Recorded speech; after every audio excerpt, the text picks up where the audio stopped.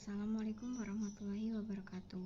Perkenalkan, nama saya Febian Barika, NPM 20030100021, Prodi Ekonomi Syariah kelas B.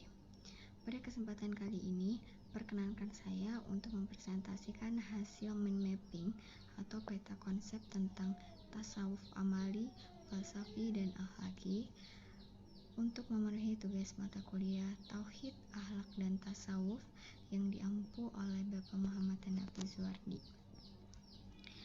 Kita akan membahas tentang definisi amali, falsafi, dan akhlaki. Amali yaitu ilmu yang memperkenalkan cara-cara menyucikan jiwa yang berfokus pada amalan lahiriah dan batiniah yang berpedoman pada mazhab.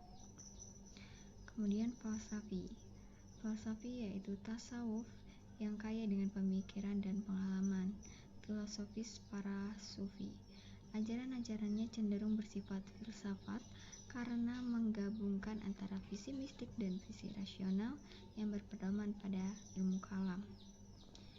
Kemudian akhlaki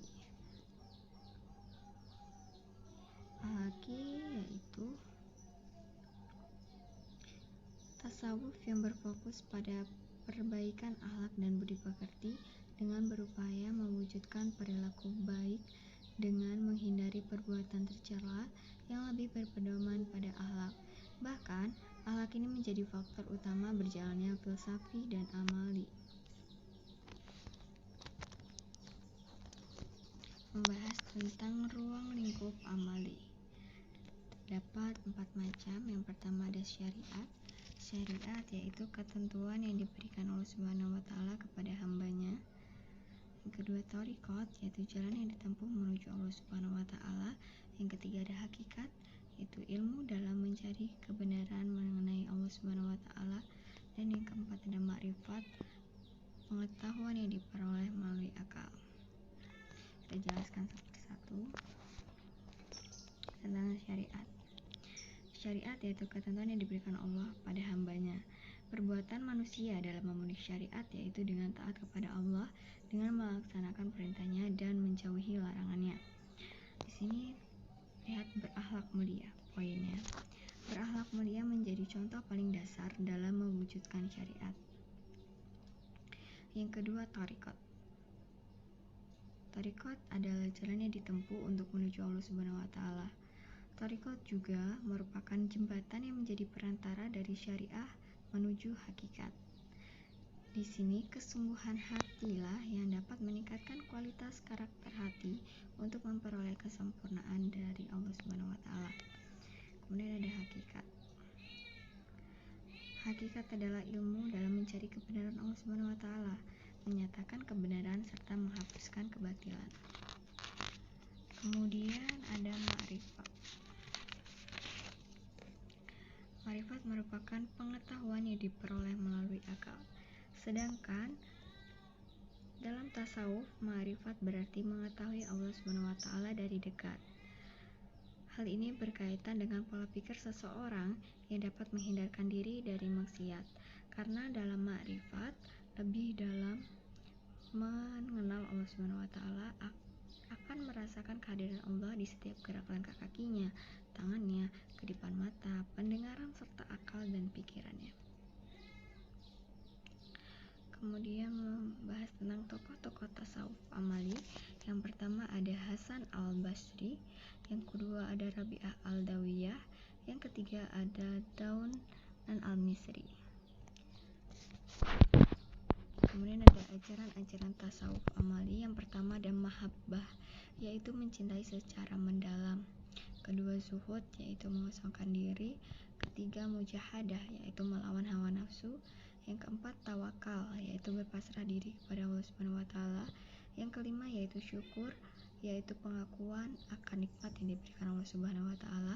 Dan yang keenam adalah ridho, yaitu menerima dengan senang hati sesuatu yang diberikan oleh Allah Subhanahu wa Ta'ala.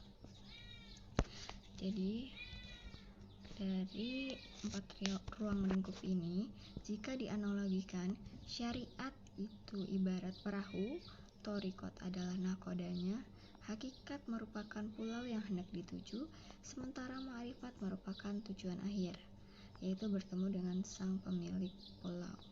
Dengan demikian, hakikat dan ma'rifat tak akan mampu dituju oleh salik tanpa menggunakan perahu dan nahkodanya. Kemudian ada falsafi. Dalam tasawuf falsafi terdapat tokoh-tokohnya, yaitu yang pertama ada Abu Yazid al-Bustami, yang kedua Al-Hallaj dan Ibnu Arabi dan Suhrawardi al-Maktul. Di sini memang kurang jelas buat poin ajaran-ajaran tasawuf dan karakteristiknya, jadi saya bacakan saja ya. Di sini ajaran-ajaran tasawuf falsafi ada fana atau baqa, yaitu lenyapnya kesadaran dan kekal. Yang kedua ada ittihad, yaitu seorang yang merasakan dirinya bersatu dengan Tuhan. Yang ketiga hulul, yaitu bersemayamnya sifat Allah ke diri manusia. Dan keempat isyraq, yaitu lambang kekuatan dan kebahagiaan.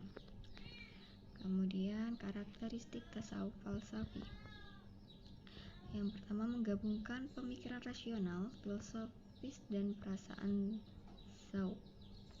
Yang kedua, tasawuf falsafi didasarkan pada latihan-latihan rohania. Yang ketiga ada tasawuf falsafi ini memandang ilmu nafsi sebagai metode untuk mengetahui hakikat realistis. Kemudian membahas tentang akhlaki yang berfokus pada perilaku terpuji. Ya. Ada tokoh-tokoh sufi tasawuf akhlaki. Yang pertama ada Hasan al-Basri, yang kedua Muhasibi, yang ketiga al-Qushairi, dan keempat al-Ghazali. Kemudian ada tahapan sistem tasawuf akhlaki. Yang pertama ada tahali, merupakan tahapan pertama untuk membersihkan diri dari perilaku buruk. Yang kedua ada tahali, merupakan tahapan kedua untuk membiasakan diri dengan akhlak terpuji. Yang ketiga ada tajali, merupakan tahapan menanamkan rasa cinta dengan penuh kepada Allah Subhanahu wa Ta'ala. Mungkin itu saja yang dapat saya sampaikan. Kurang lebihnya saya mohon maaf, kepada Allah saya mohon ampun. Saya akhiri. Wassalamualaikum warahmatullahi wabarakatuh.